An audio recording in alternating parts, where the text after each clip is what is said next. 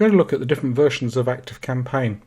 When you sign up for your free trial, you'll be given 100 users, 100 contacts worth of the Plus plan.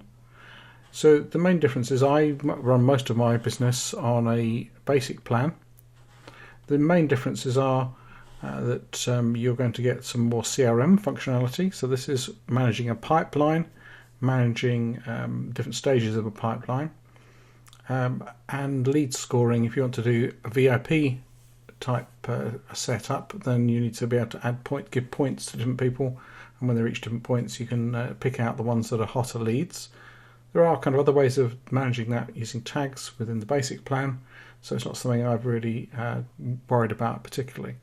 You've got a little bit more granularity in terms of user permissions, creating your own domain names instead of using their version, a bit more branding, some more training, and probably the more important thing there is if you want to do outbound SMS marketing, then you'll need to be on the Plus plan.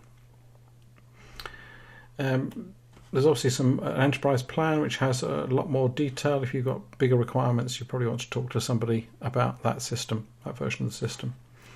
If you want to see the main differences, it's really everything underneath this tab here under CRM features, and it'll take you through the sales pipeline and a little bit more.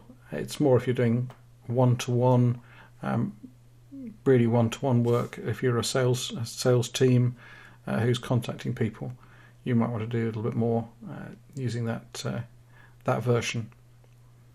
So at some point when you get to more than 100 contacts, you're probably going to want to upgrade and need to pick which version you're going to use.